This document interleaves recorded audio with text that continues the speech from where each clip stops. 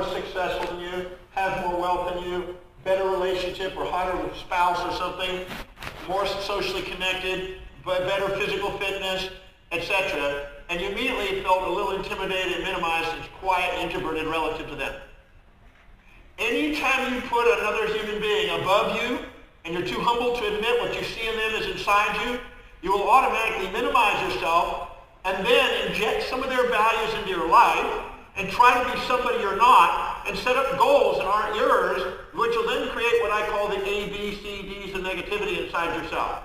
You'll internally anger yourself, aggress yourself, blame yourself, feel like you betrayed yourself, criticize yourself, challenge yourself, depress, and despair yourself. You'll create those internal negative self-dialogues as a compensation for an unrealistic expectation to live outside your own values.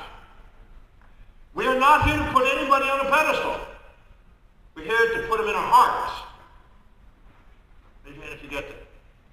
The second we minimize ourselves to somebody we aggrandize and put up on a pedestal, and we think they have something we don't, the second we inject their values and create a superego, which is an internalization of an authority figure's values in your life, and then expect to live outside your own values, which is making every decision you make in your life, you've automatically set up a self-depreciated ABCDs of negativity, which is going to cause shame and guilt and feeling of self-depreciation, which accumulates, which to feel better about yourself, you'll give money away. And the way you give money away is called consumerism. That's altruism. Because you're giving it all to other people. Every dollar you earn really hard, you just give it away. Buying depreciables. So listen carefully. As long as you depreciate yourself, you will unconsciously buy depreciables. Maybe any of you following me. Is this worth hearing? Yes. Okay. I make this shit up. By the way, shit is spiritual harmonizing intelligence. I'm irreverent sometimes. But I have seen so many people get their head all screwed up because of some of the religious dogma. I'm nothing against spirituality, nothing against even the greatest spiritual teachers and leaders that's on the planet, but sometimes people have confused that with institutional religious structure. Are you with me on the difference? I made a study of that. I studied 3,000 different religions. I've seen the impact on that, and I'm trying to break that in your consciousness in case it's there. I'm an iconoclast for that purpose. Now, watch what happens. Altruism is compensation for shame and guilt in the past. Let me give you an example. And it was right here in Melbourne about 8 or 9 years ago. So if you get this, it will have an impact on you. I'm doing the breakthrough experience about 9 years ago, maybe 10. Time goes by.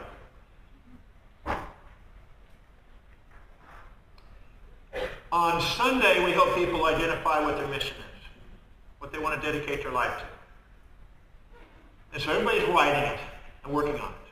And I'm floating around the room, not literally, but walking around the room, trying to help. And this woman puts her hand up, she says, Dr. Demartini, can you read this and tell me what you think of my mission statement? I said, well, if you have to ask me, you're not certain. You're wanting an authority to tell you whether it's good enough, which means you're not certain. That's a sign you don't have your mission statement in front of you. I was just with a lovely girl here. Where was he? Right here. You just wrote and read to me a mission statement just 25 minutes ago that was an authentic mission statement that was on track. Congratulations, because you're on the way to doing something amazing in your life. I can see that already.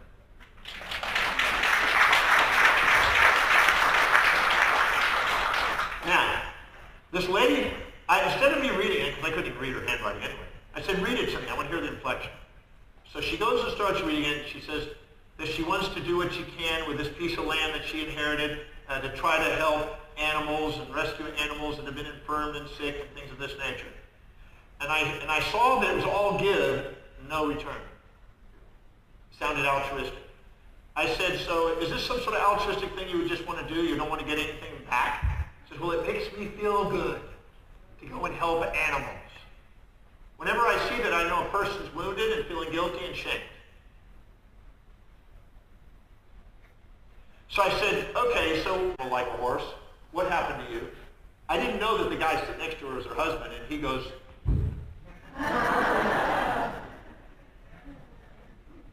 and she said, when I was 4 years old, I started to ride my horse. We went down a little hill, down the Fern Gully area or whatever, and down this little hill and up the hill. We came up the hill too steep.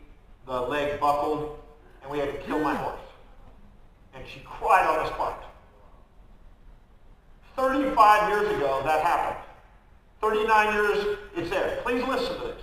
I work with the feeling of psychology and behavior. What I'm about to tell you is solid. Anything that you don't have balanced in your mind and haven't balanced, that you think has been more pain than pleasure, or more pleasure than pain, will end up a nightmare and fantasy that will run your life and every decision you make as an onion deep inside with all this emotional stuff. It'll keep running all your decisions until it's brought back to balance. I've seen stuff in there 50 years in people. And anything she was still feeling shame and guilt 35 years later without even being aware of it. And it was running her decisions and her ambitions.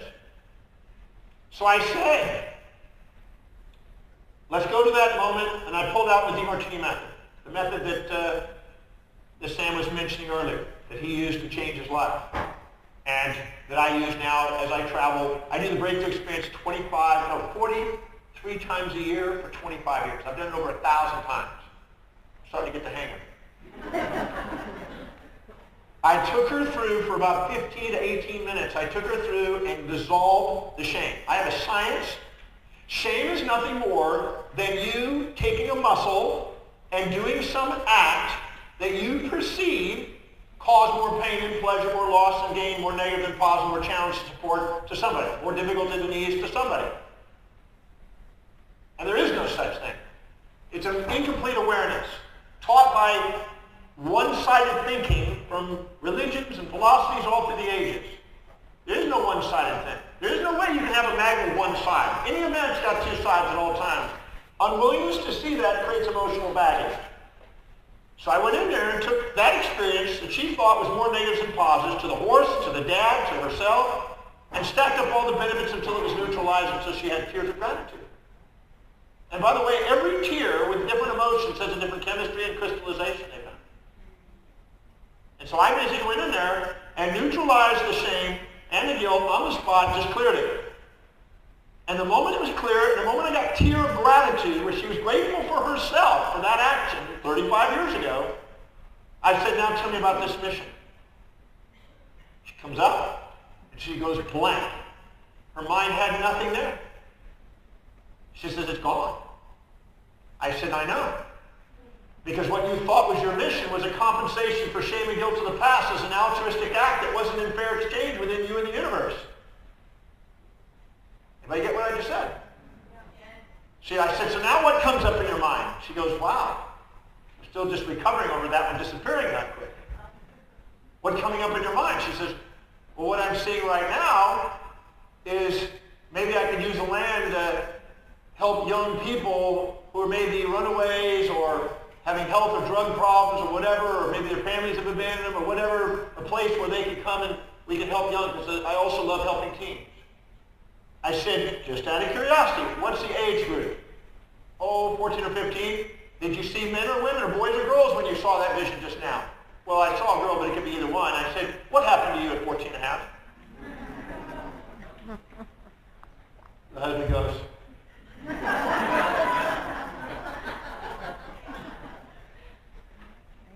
she says, that's when my dad left.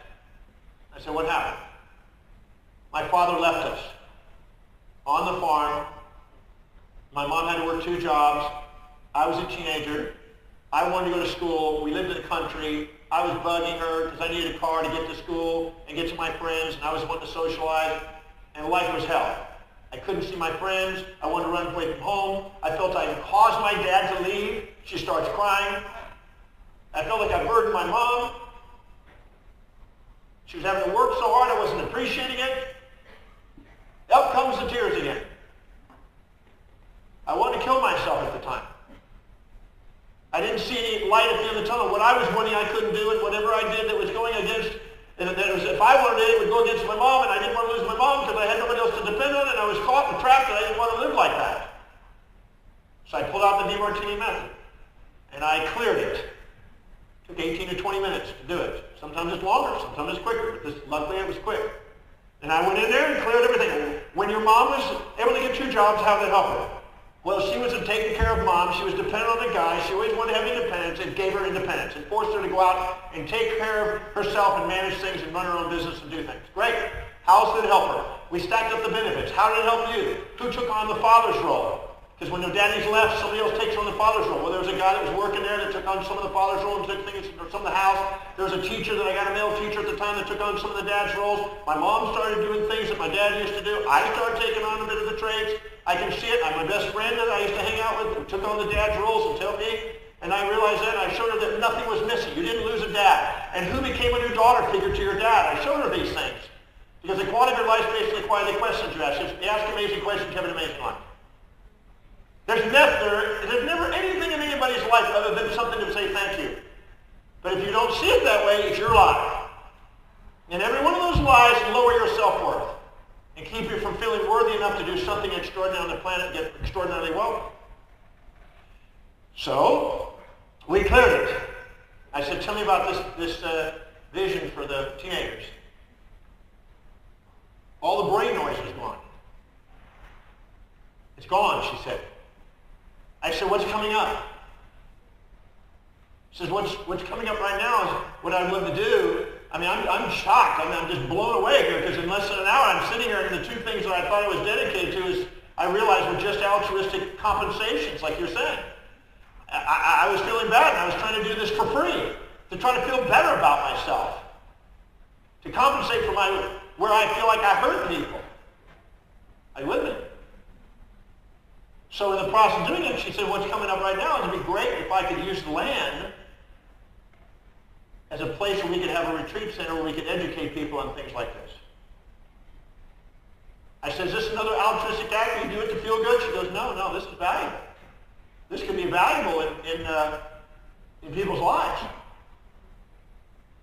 So you'd like to get paid to do this? She goes, yeah. Now, what does the husband do? Thank you. He's been working and trying to get money ahead and trying to do it, and she's been doing altruistic acts to spend it. Right? He said, I'm involved in that. This is interesting to me now. So all of a sudden, watch what happens now. When you're in the deep emotional state, you're in the amygdala. The amygdala is not an executive center, it's not a planning center, it's not an execution center. The second you equilibrate the mind and bring your mind back to the telos, the highest value, you get back into the telencephalon. You get back up there. And all of a sudden she saw how she could actually create a business where she could actually make a good income doing something that would be inspiring and meaningful to her at that moment. Her husband immediately got engaged, which is a sign by the universe when you're authentic that the spouse loves you.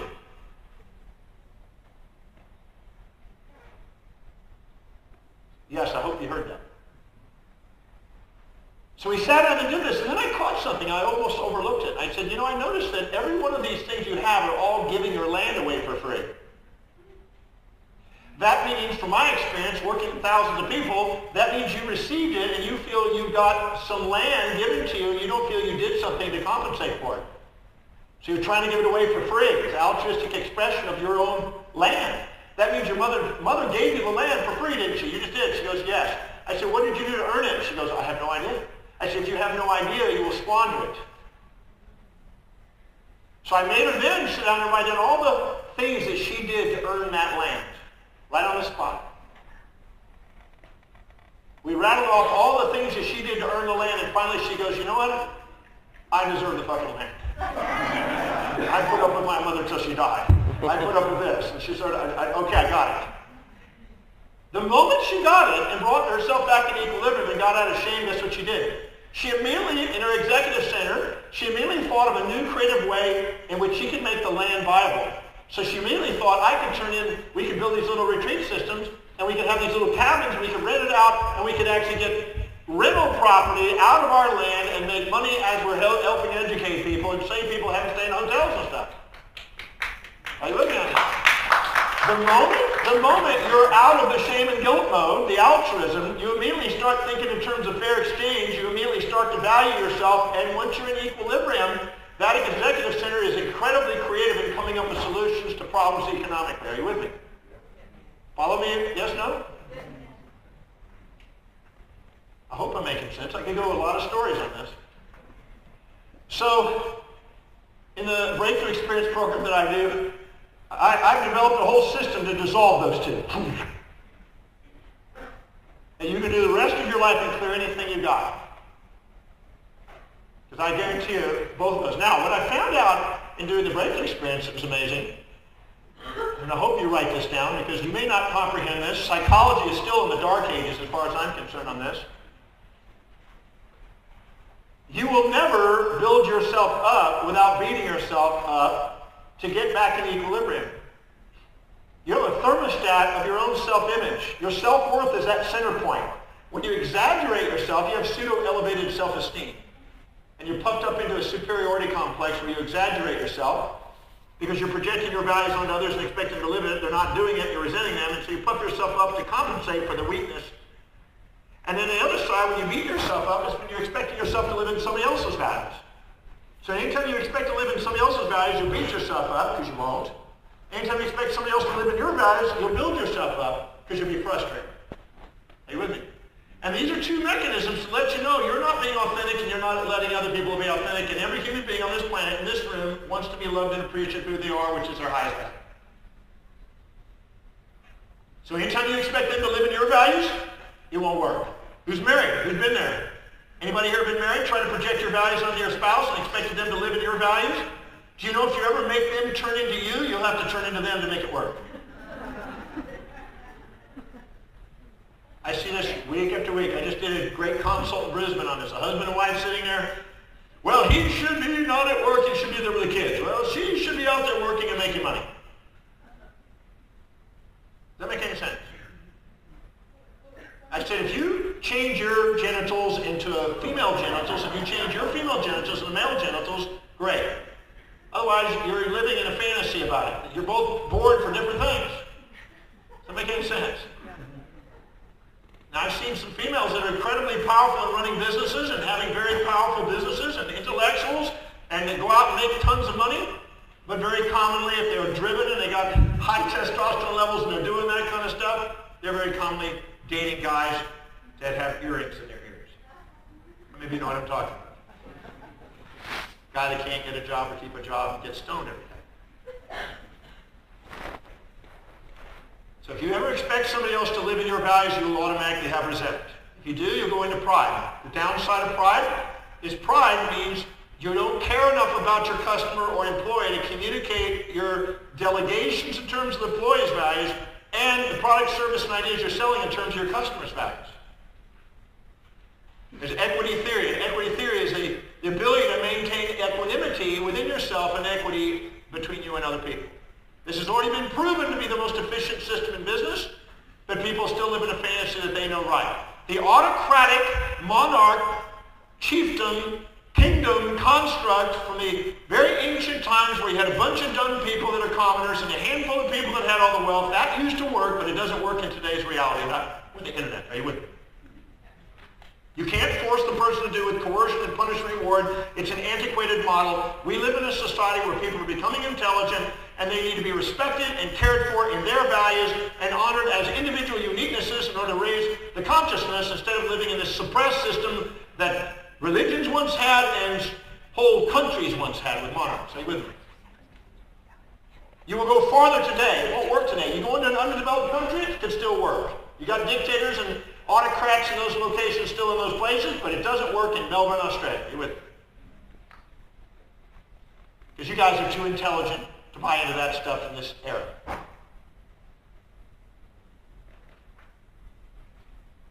Narcissism is compensation for pride and self-righteousness in the past and a hidden agenda called philanthropy.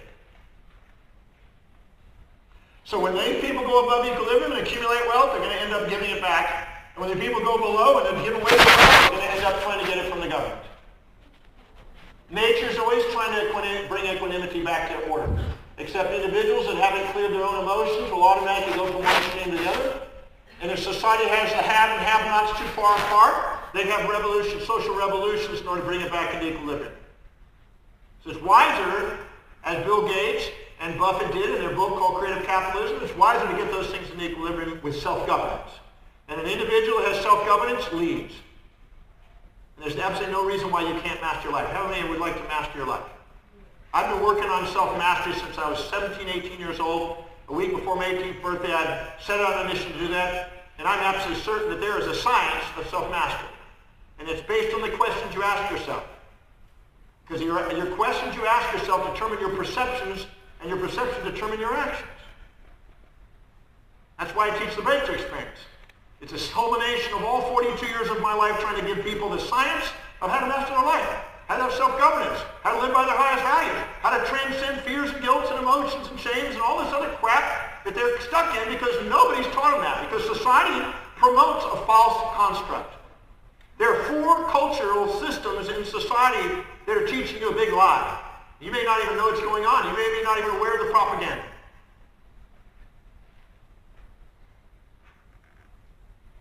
You're not going to like hearing this either. You're going to hate me. One is the healthcare systems trying to tell you you're going to have health without disease. In America, the largest cause of disease, death, and dying is the healthcare system. And that's nothing against the doctors. These are dedicated people. It's just the model is not giving people their power back. The symptoms of the body are feedback mechanisms to try to get people to live authentically. You have what is called the parasympathetic and the sympathetic nervous system. It's controlling the physiology. Whenever you see more support than challenge in your mind, the parasympathetic comes into play. Whenever you see more challenge than support, your sympathetic comes in, fight or flight. Those are creating symptomatologies at cell levels through epigenetic changes. Genetic changes, causing changes to create symptoms to let you know that you're lying about the balance of nature. And unless you have a balance of nature, you can't have a balanced physiology. But you've been taught this false construct. Be nice, don't be mean. Be kind, don't be cruel. Be happy, don't be sad. Be giving, don't be taking. They're teaching you how to be a one-sided magnet, which is futility. It's a hedonistic, utilitarian model from Jeremy Bentham, the start of the 18th century, that's been fucking up people ever since. When I see people come into my seminar, I say, I just want to be happy. Those are the saddest fucks I've ever seen.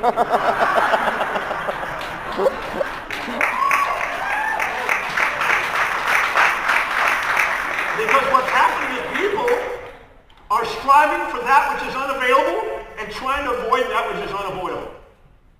They're trying to go after that which is unavailable in their life.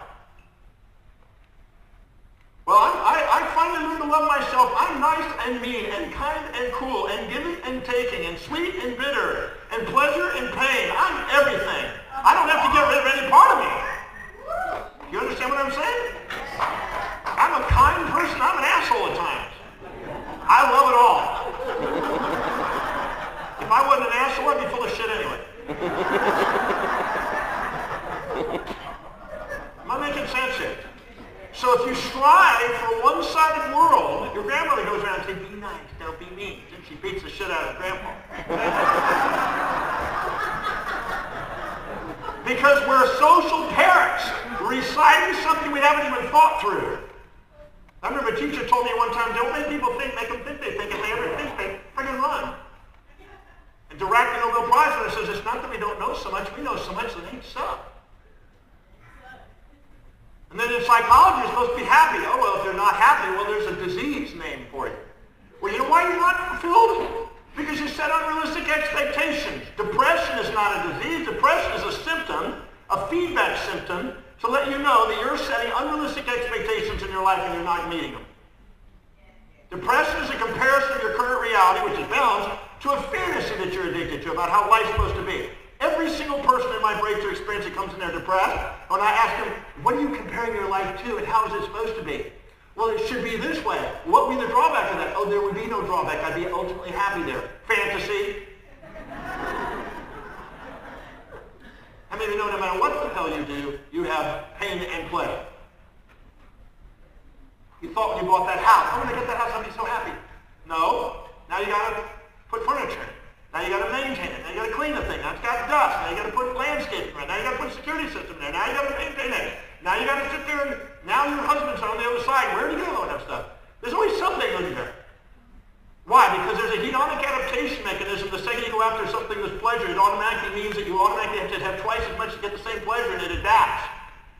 And the second you try to get rid of pain, you got desensitization to make sure you get pleasure inside the pain over time.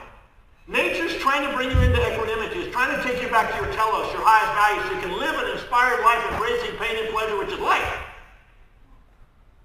Your husband and wife, if you look carefully enough, give you both pain and pleasure. Do you not agree with that? Right? You have times when your husband and wife are hugging each other. Come close to me. And other times, get away. You got hugs and slugs. Hugs and slugs. That's love making. Are you with me?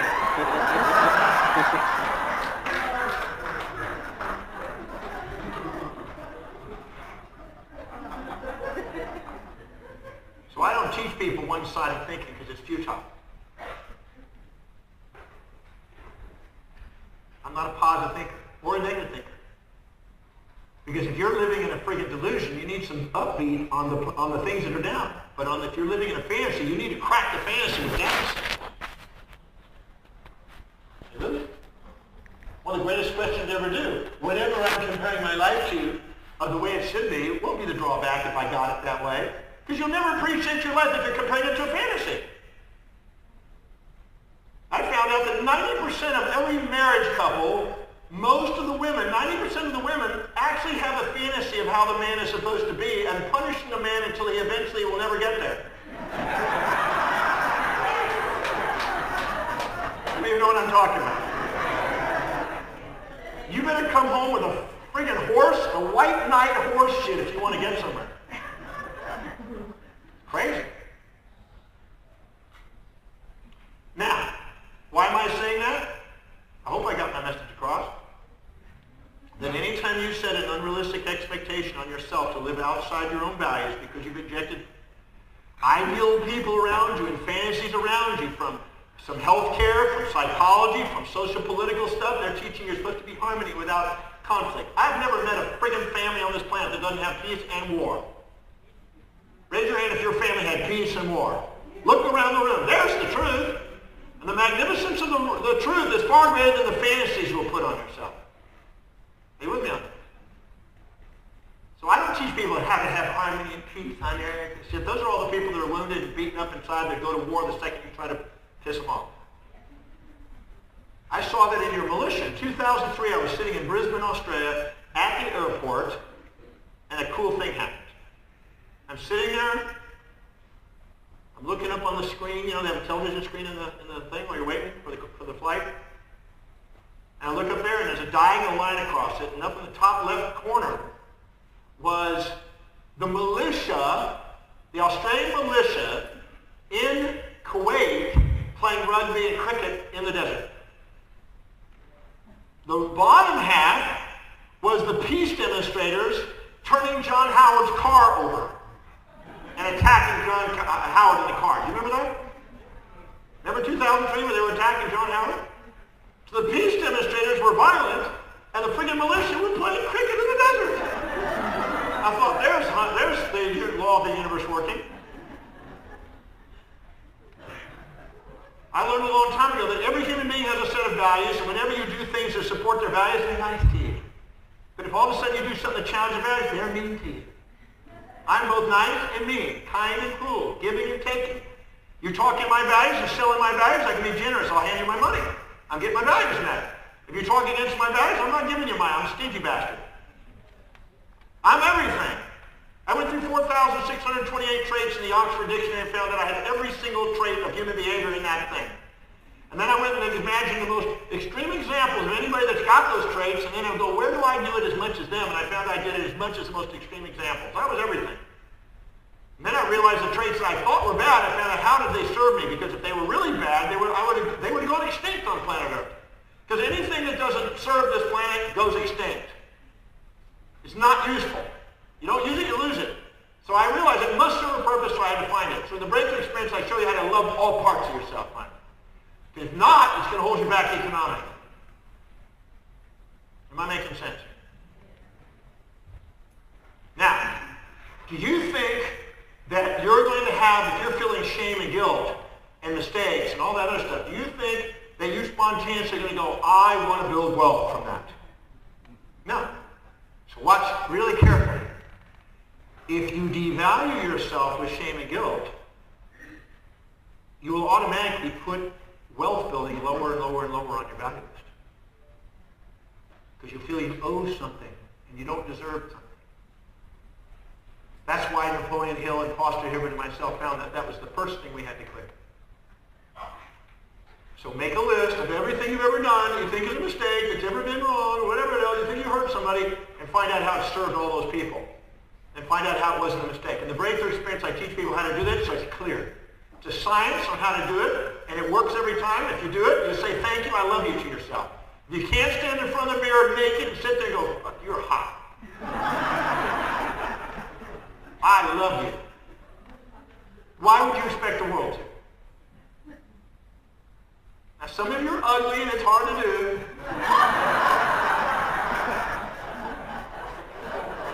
But that is why as you get older, you lose your eyesight for that purpose. To keep relationships alive. You couldn't handle the wrinkles, could you? How many of you noticed that? My girlfriend and I were looking at each other. I'm 60 this year. We were looking there and we're looking at each other and going, thank God, where our eyes are starting to go a little weaker. She said, that's the blessing of growing old, right? They say it takes about 60 years to have a good marriage, a good relationship. 60 years. Yeah, because most people get married in their 20s. Used to, anyway. And after 60 years, you're in your 80s. And by the time you're in your 80s, you can't see them, smell them, taste them, hear them, feel them, or anything like that. So you create a fantasy and you live in delusion. It's called senile dementia.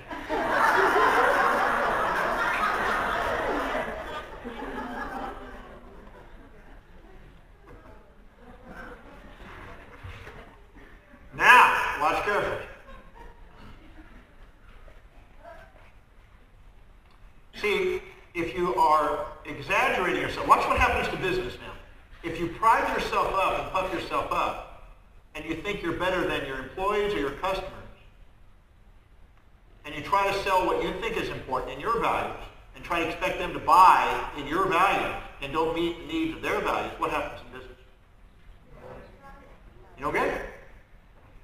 I'm amazed at how many people come to me. I'm about to do a 6-company incubator presentation. You know how like Donald used to have these people come in on the what was it called, the Apprentice? Well, they've asked me to do that in South Africa. So I'm going to be sitting there, and I got 6 people who are going to deliver their presentations on these little incubating companies that this university is having me do to go in there and give them feedback. And I'm going to give them all kind of feedback. I've already seen them, and only one of them is really a good. The rest of them are going to be cut down because they're not ready. They go out there, they're going to fail. It's not going to work because they're delusions. They're projections and assumptions of what the market needs that aren't probably real in the market. Because of self-righteousness, you don't meet the market needs. You don't grow wealthy that way. Are you with me? A whole lot of people know I have inspired ideas. Now, if you minimize yourself in shame, what happens? You're afraid to ask for what you want. You're afraid to do it, and so what you do is, well, will that work? And I'll do 2 for free or something like that to help you, and because you're devaluing yourself. So you give away your profits. You never make a profit devaluing yourself. Maximum profit occurs at equanimity of mind and equity between 2 minds. That means I care enough about you to find out what your needs are and your highest values, what you're dedicated to. I find out what I'm dedicated to, and I find what we both meet. So I'm inspired to go to work and serve you, and you're inspired to get that service, and we're now in a team. And build a relationship called a business. Are you with me? It's really a relationship. And by the way, that same mastery is the same mastery that brings wellness to the body. That same mastery is the same thing that wakes up genius in the mind. That same mastery is the same thing that wakes up leadership in society. It's the same mastery that helps build finances and wealth. It's the same mastery that helps communicate in relationships. It's the same mastery of spirituality, equanimity, and poise mind. Equanimity is the mind of that, of spirituality. True spirituality is not some dogma of basic punishment reward mentalities of dunce people. True spirituality is thank you, I love you for the universe, yourself, and the people around you. Does that make any sense? It's equanimity. And the second we have that, we empower all 7 areas of our life. I'm not interested in just empowering wealth, there only one. I'm interested in empowering all areas of your life. That's true well-being. Wealth was that originally. It meant well-being, whole being, integrated being, authentic being. When you live by your highest values, that's what you awaken. Am I making sense here? Now, what I said before here in Melbourne, because some of you have never heard me before, and some of you will never see me again, probably. I ain't going back to that. I had a lady come out of the seminar one time. She says, that was a waste of time. I didn't learn a thing. And I said, you didn't learn one thing out of it? She goes, no, that was a waste of time. I said, you know what? I'm going to give you one of my CDs as a gift. Because nobody's ever been able to tell me that. You have balls to tell me that.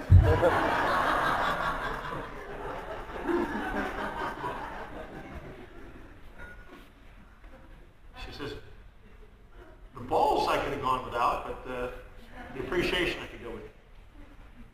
Now, I found out that there were 6 things that people that had wealth did. Were common to them. So in addition to dissolving, with the Demartini method, dissolving the shame and guilt, which changed that lady that I talked about in Melbourne, which I can tell you right now is a gold mine. If you learn how to do it, you got it for life if you do. You can take anything, any emotion that you've ever had in your life and dissolve it. There's not one emotion that your mortal body can experience that your immortal soul can't love and transcend. I'm certain of that. I've dealt with the most extreme cases of the most extreme stuff that people have had to face in their life, and there's not one that we haven't been able to dissolve and break.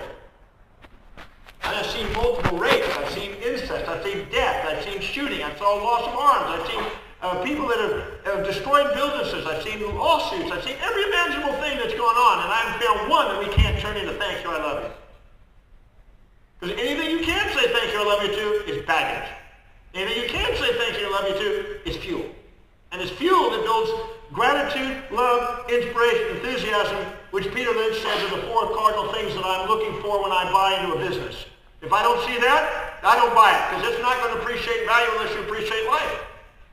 If you're not appreciating doing what you're doing at work, you're not appreciating your customer, there's no business. It's all about appreciation and love. That's why it's the essence of our existence. And if we had only 24 hours to live, you know what we'd do? If you had only 24 hours to live, you may joke around, but the real truth is you'll get down and you say, I'm going to go take the people that contribute to my life, my close loved ones, I'm going to say thank you, I love you, because I may never have gotten around to do it. And since you don't know when your last 24 hours is, it's pretty wise to do it today. Does that make sense? That's why sometimes if I'm not around my family or whatever and I don't get to say it to them, I'll find a pretty woman in the airport to do it. Will you be my wife and kids for just a moment?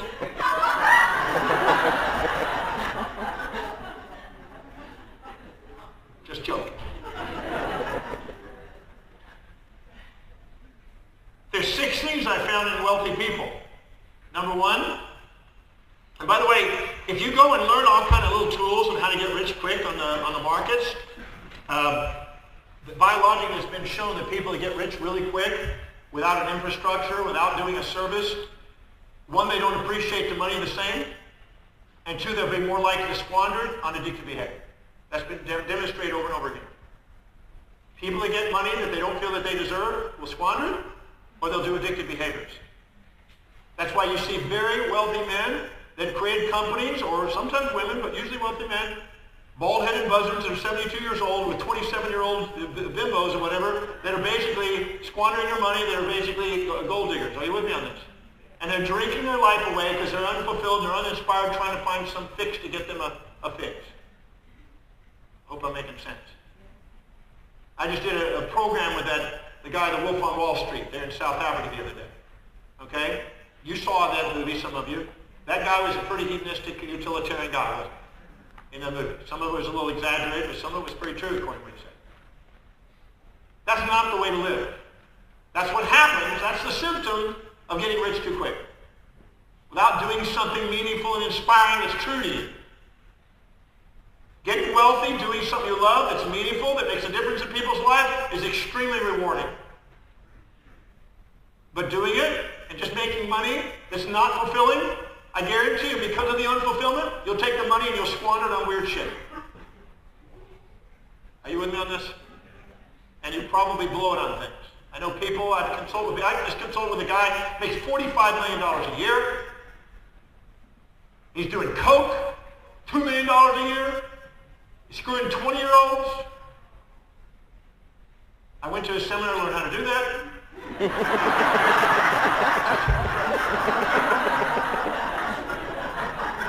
Just I got to hit you with left field once in a while. And I guarantee you, I told his wife, who was sitting next to me, I told him in front of her, if I were you right now, I would file for divorce tomorrow and get out of this situation because your husband is going to prison. And he knows it. He's just buying time before he goes. Because he's doing shit that's completely illegal in order to get this money. It's not worth it. Find something that's meaningful to you, that serves people on this planet. The greater the number of people you truly serve, the greater the wealth potential you have, and you'll go to bed at night with a clear consciousness. You won't need to do a drug to get to bed, and the drug of gratitude is still the greatest drug on this planet. There's 6 things that wealthy people do. They build businesses that serve ever greater numbers of people. That means they care. If you're poor, it means you don't care about humanity. If you're wealthy, it's because you care about humanity. You've done something that serves humanity.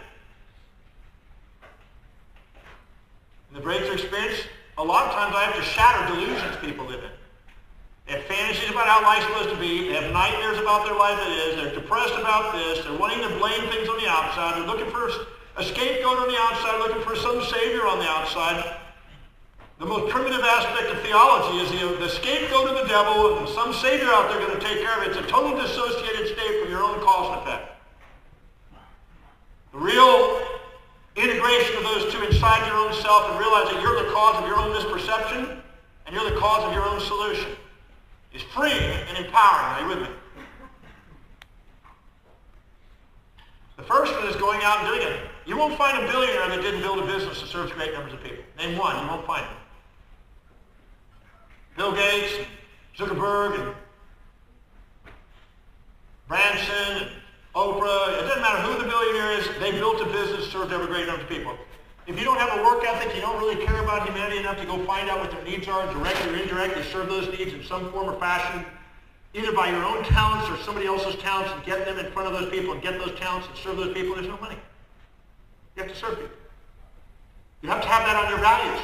So I would write down a couple hundred benefits of doing that until it rises up on your values, because the more you stack up the benefits of doing something, the higher it goes on your value list.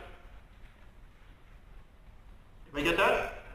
The next one, the second one, I'm running out of time here, is mastering the business and managing the business so it's maximizing profits. That means working on the business, not in the business. It's looking at how do you do things more effective and efficient. You're applying Parkinson's law. You're prioritizing what you do and only doing the highest priority things. You're delegating lower priority things to do the 20% that gives you 80% results. You're finding people that are more skilled than you in doing the things you need to delegate so you're free to do what you're inspired to do. And surrounding yourself with masters that love what they're doing so you can go do what you love. 3 is saving an ever-progressive portion of the profits. If you don't have a desire to save money like that, now, when you clear out the shame and guilt, you'll be willing to save. I started saving in 1982-83. I was 28 years old. That's when I really started to save, because most of the time I was saving for a trip, saving for a car, saving for something that I was using that was depreciable.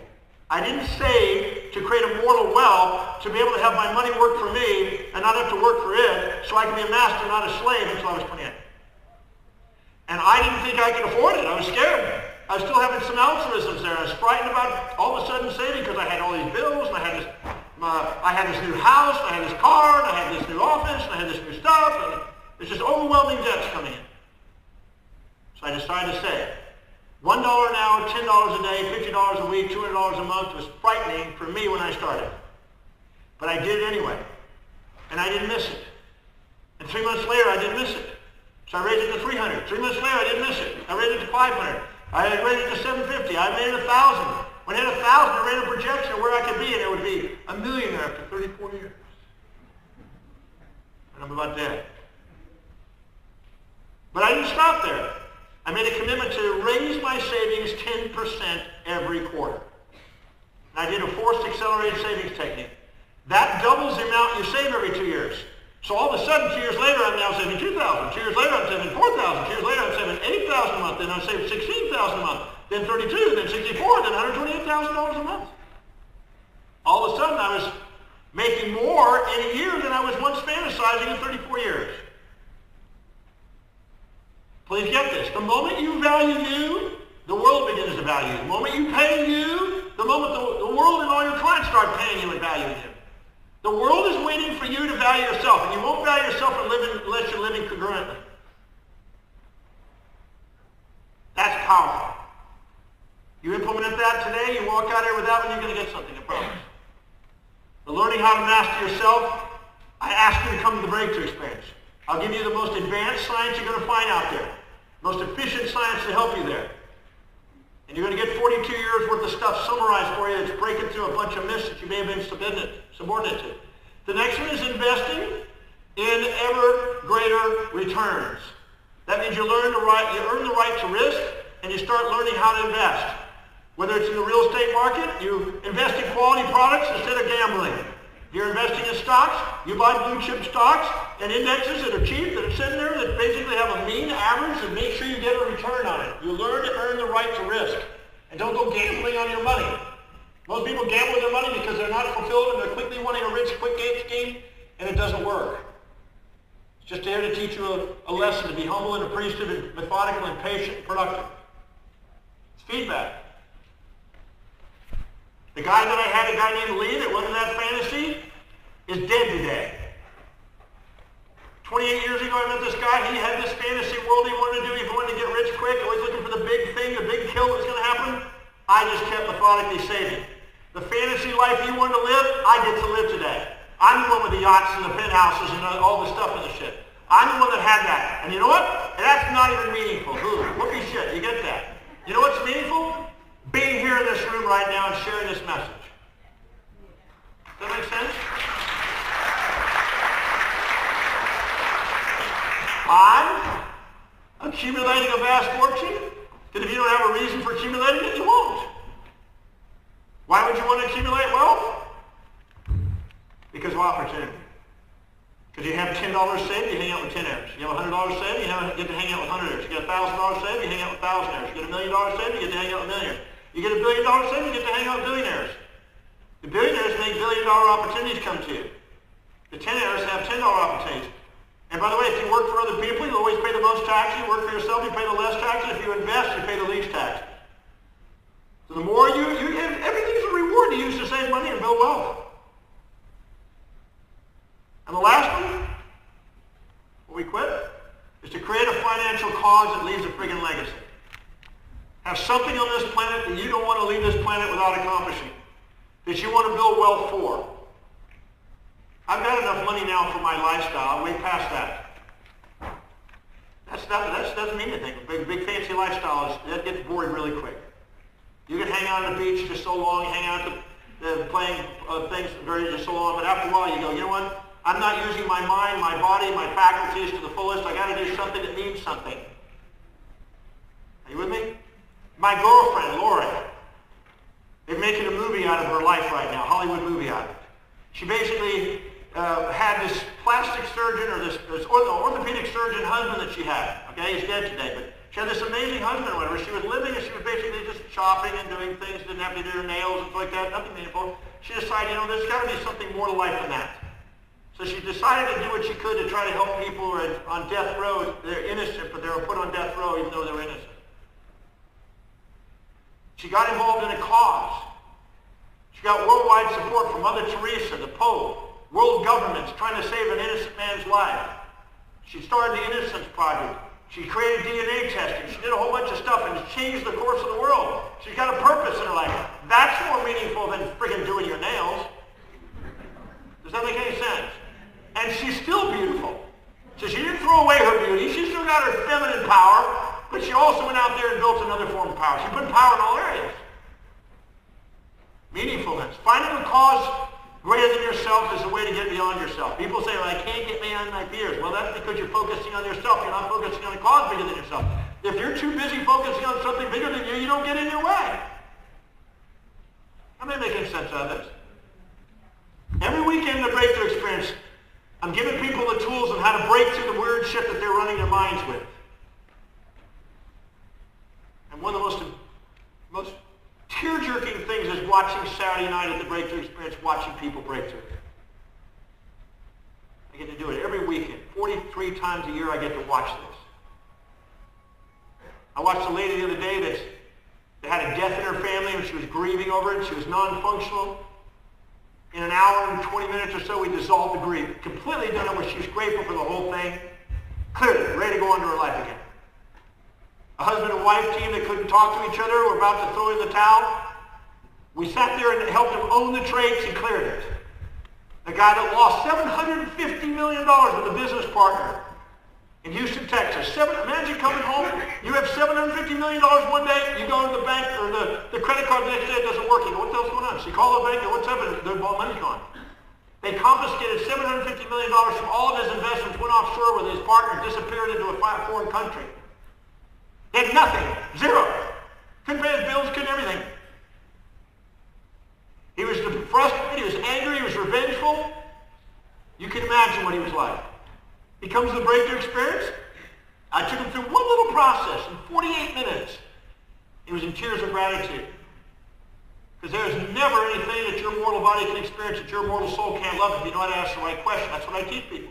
And you know what he found out? That because this partner of his ripped him off and went to a different country, and the guys were doing something that were federally illegal, he was free from that investigation because he was the one that got ripped off. If it had not been ripped off, he would have been in prison. And what was interesting, they never took his knowledge, they never took his clients, they never took his wisdom, and he got all the clients that got ripped off, and they go, what do we do? And he is now building a $4 billion company with it's all his without a partner today. It's not what happens to you, it's your perception what happens. William James said the greatest discovery of our generation is that human beings can alter their lives by altering perceptions and attitudes of mind. I'm a master of transforming perceptions. The breakthrough experience is the most powerful science I know to break that. So get on with saying thank you to yourself. And thank you to the shit that's happened in your life that ain't even shit, it's spiritual, harmonizing, intelligent truth. Am I making sense? Did we get a point across today? Well,